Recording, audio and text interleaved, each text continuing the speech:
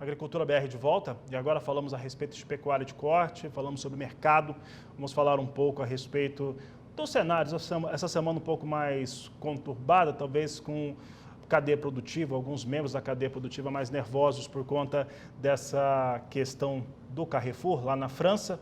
E nós vamos falar agora sobre estes temas com o Maurício Nogueira, que participa conosco ao vivo pela internet, agora no Agricultura BR, aqui no canal do Boi. Maurício, obrigado pela sua participação, uma ótima tarde a você. E antes da gente falar sobre mercados, falar sobre como é que vem neste momento a pecuária de corte, eu gostaria até de pegar o seu entendimento a respeito deste tema. Hoje, na segunda edição, eu falava com o presidente da SOCOM, também trouxemos o posicionamento do presidente da Federação da Agricultura de São Paulo, da BPA.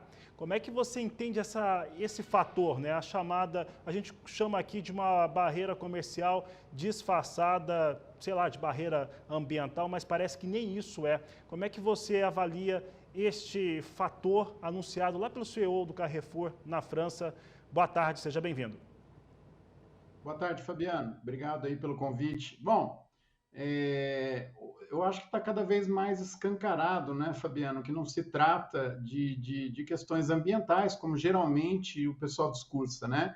É até interessante, se você vê o caso um pouco antes, né, um anterior aí, envolvendo a Danone, e agora esse do Carrefour e de outro setor varejista que também se pronunciou, outro grupo varejista que já se pronunciou hoje também, o pessoal não está tendo nem mais o cuidado de dar uma justificativa, eles já estão alinhando, né, essas decisões com os interesses dos produtores da região. Então, há muito tempo, né, o setor produtivo vem falando que parte dessas pressões são pressões comerciais, barreiras comerciais, né, e agora isso está muito claro. Então, isso é bom, porque coloca para a gente as regras mais claras do jogo, né? É bom, que eu digo assim, da gente entender o que está por trás disso, o que está por trás de toda essa conversa. E evidente, né, Fabiano? Qualquer imagem, qualquer grupo, qualquer país, um grupo do porte do Carrefour, que levante algum questionamento contra a nossa produção, o impacto é muito maior do que a proporção que eles representam em termos de compras, né? Então, eu estou vendo muita análise e análises corretas mostrando que eles compram muito pouco, né, lá na França, menos ainda do Carrefour, da França, da carne brasileira, mas o impacto que isso tem para nós é muito negativo. E isso, inclusive, vai influenciar todas as nossas pretensões aqui de avançar, de incluir uma parcela maior de produtores fazendo uma pecuária do jeito que se espera, né? Produzindo corretamente, produzindo de forma a adotar as técnicas preconizadas aí há décadas, né? Pela ciência agronômica, pela ciência zootécnica, e que agora, depois de alguns anos, foi descoberta como práticas de benefício ambiental, né? Então, algumas práticas estão sendo implementadas há anos. Então, tudo isso aí atrapalha muito, né? É uma questão muito negativa, muito triste, que ainda tenha esse tipo de ações, esse tipo de atitude no mercado que deveria preconizar pelo livre comércio, né? pela disputa justa entre as cadeias produtivas. Então, lamentável e extremamente justificável o que as associações e as lideranças têm colocado aí como cartas de repúdio, ou inclusive sugerindo que, já que não vai comprar para a França, por que comprar para outros países, né? Seria ótimo se a gente conseguisse dar uma piorada aí na vida do Carrefour nas compras de carne dele no mundo todo, né? Das carnes brasileiras. Infelizmente, isso é um pouco impraticável, embora eu acho que a gente tenha sim que colocar na mesa como foi colocado, né? Muito bem, Maurício. Maurício, eu estava ontem, quando eu conversava contigo, até falava sobre essa expressão, né? Quando a gente olha os números para a França, eles são muito tímidos. É um volume exportado de carne bovina brasileira para a França in natura, que é um volume realmente muito baixo.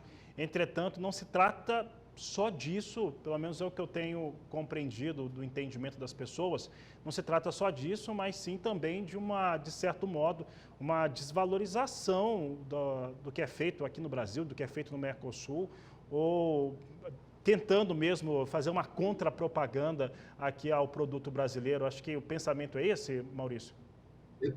Exatamente, Fabiano, exatamente. O estrago ele é maior do que a proporção de compra, né? Inclusive, porque nós estamos falando de uma marca extremamente conhecida, com presença em diversos países.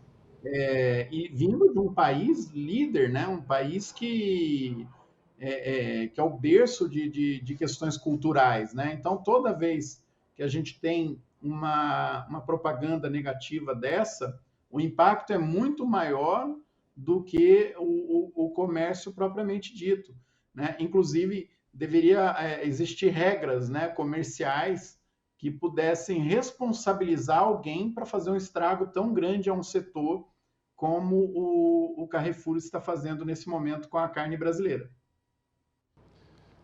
Tá certo, Maurício. Maurício, então, vamos falar sobre o mercado da pecuária. Nós estamos com um mercado realmente bastante vivo, né? Trabalhando muito e com as escalas de abate em redução. O que você tem observado em relação à oferta de animais prontos da fazenda e também de confinamento neste momento, nesse finalzinho já de mês de novembro, Maurício? Fabiano, nessa reta final, né, depois que os preços deram uma aumentada forte, né, até bem acima das expectativas mais otimistas, né, inclusive a gente aqui tinha um cenário já otimista para o segundo semestre e as expectativas nossas foram atropeladas, né, pelo preço aí do boi. O que aconteceu nesse momento?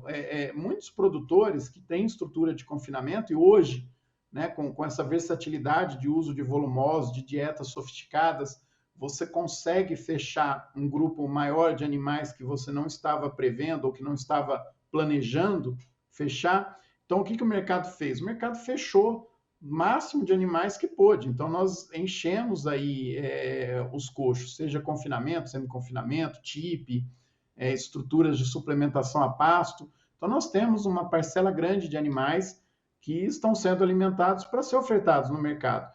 Existe sim uma preocupação que em algum momento, né, até o final do ano, até janeiro, exista uma sobreoferta, mas lembra que essa oferta ela já vai acontecer num período de baixa oferta. Então a gente precisa analisar qual o impacto negativo que isso teria, se é que vai ter. E precificação, Fabiano, depende de oferta e demanda. Então, mesmo que a oferta nesse momento já esteja caindo, natural para o período do ano, nós ainda estamos abatendo proporções maiores que anos anteriores. Então, nós estamos tendo carne para exportar e carne para atender o mercado interno em proporções maiores do que nos outros anos. E aí, claro, que é interessante a gente olhar para o que está acontecendo com as exportações. Nós estamos batendo recorde atrás de recorde. Se a gente continuar nesse ritmo, os preços continuam se sustentando, mesmo que a gente aumente a oferta em determinado momento. Então, o que a gente precisa ficar atento? Se a gente vai continuar vendendo, se vai continuar tendo esse fôlego todo, se isso continuar, nós vamos trabalhar num patamar muito melhor, como já está acontecendo, do que o que a gente esperava. O que a gente tem recomendado aqui para os produtores, Fabiano? A troca ainda está muito favorável e a tendência à medida que as pastagens vão melhorando, é que o preço do bezerro suba. Porque boi e bezerro subiu, mas boi está muito mais próximo do pico, se a gente analisar aí comparando os melhores preços recentes, do que o bezerro. Então, a tendência é que o bezerro suba mais nas próximas semanas, nos próximos dias, né? Piorando a troca. Então, nesse momento, o que a gente tem recomendado para os produtores é que vá se posicionando, vá fazendo seguro de preço, né, para garantir preços melhores. Porque geralmente, quando sobe muito, como está acontecendo, se acontecer de inverter, a queda também ela é bem rápida, né? Então isso não dá tempo de você garantir esses ganhos. Claro que tudo isso são decisões de risco que o produtor precisa ponderar muito bem.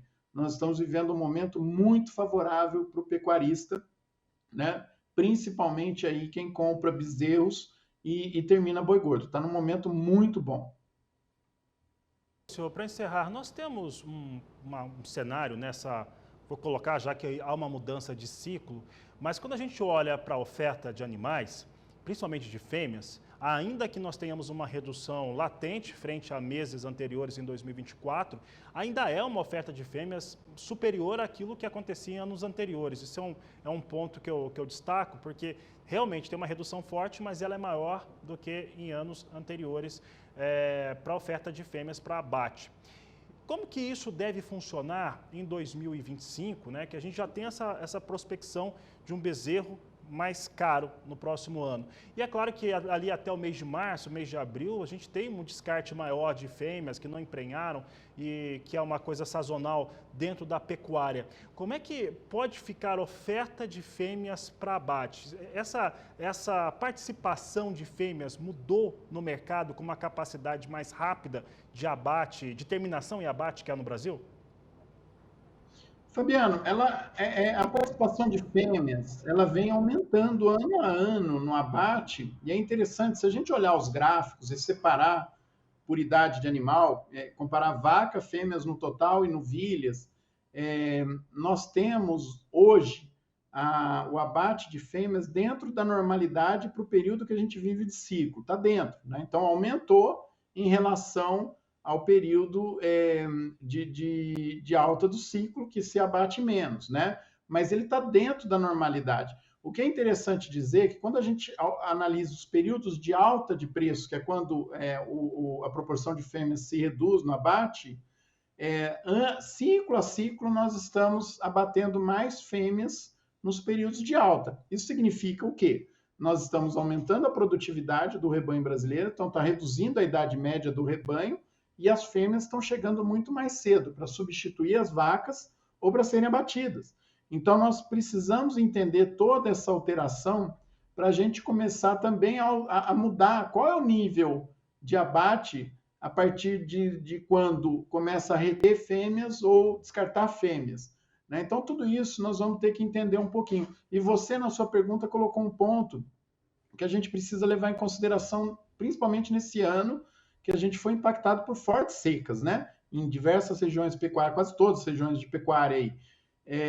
Vai ter um impacto na fertilidade dos animais, né? Então, provavelmente, nós vamos ter no período aí de diagnóstico da estação de monta, provavelmente nós vamos ter uma parcela muito maior de fêmeas a ser descartada do que em anos anteriores, por efeito da seca, né? Pode ser que isso não aconteça. Se o produtor conseguiu nutrir as vacas de alguma forma, mesmo com o pasto em piores condições, isso não acontece. Mas a tendência é que a gente tenha, sim, uma permanência numa proporção um pouquinho maior do que deveria em anos normais, justamente pela condição de falta de prenhez aí das fêmeas, se é que a gente vai ter esse impacto de forma tão relevante quanto parece.